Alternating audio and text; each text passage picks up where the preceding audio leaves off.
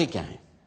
सिर्फ मैं ही नहीं, सरदार पटेल भी यही चाहते हैं कि हो सके तो संविधान में आरक्षण की बात ही हटा दी जाए। मेरे रहते संविधान से आरक्षण नहीं हटने वाला, चाहे आप कितना भी जोर लगा लें मुंशी जी। पर कोई रास्ता तो हो सकता है ना? हां, एक रास्ता है। मैं ही हट जाता हूं संविधान की ड्राफ्टिंग कमेटी से। अरे फिर आप लोग जैसा चाहें वैसा संविधान बना लीजिएगा। सुनिए भीमराव, भीमराव सुनिए तो। उस दिन से डॉक्टर अंबेडकर ने संविधान का मसौदा बनाने का काम बंद कर दिया और ये भी संदेशा भेज दिया कि वो ड्राफ्टिंग कमेटी से ही नहीं, लॉ मिनिस्टर के पद से भी इस्तीफा दे देंगे।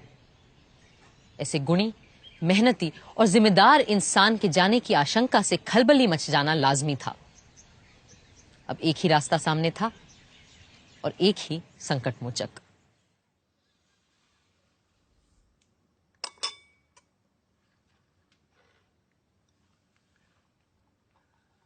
मुंशी जी की बातों से आप नाराज हो गए भीमराव? लेकिन वो तो आपकी बात लेकर आए थे मेरे पास, इसीलिए मैंने कहा कि मैं ही ड्राफ्टिंग कमेटी से हट जाता हूं।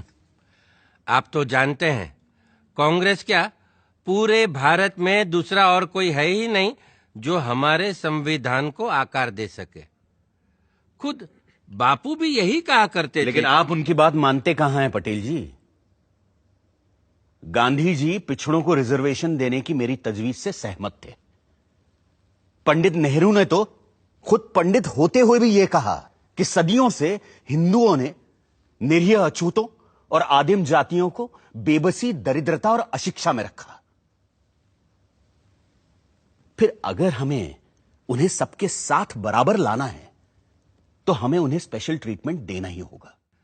आपकी बात सही है, पर आप तो जानते हैं कि बड़े पदों पर हम मेरिट के आधार पर ही लोगों को ले पाएंगे।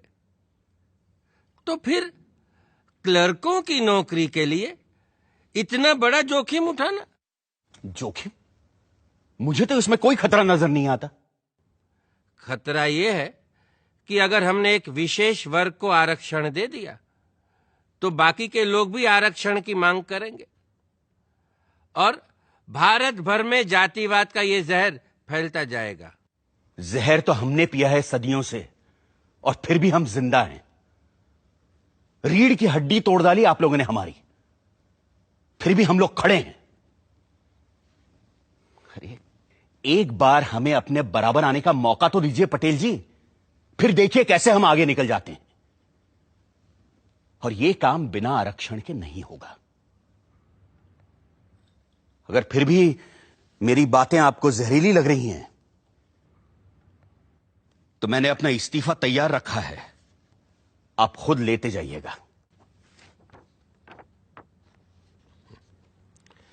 मैं बड़ा जिद्दी आदमी हूं अंबेडकर जी, लेकिन मूर्ख नहीं हूं, किसान हूं। देखकर ही बता सकता हूं कि कौन सा बीज कल मुझे अच्छी फसल देगा।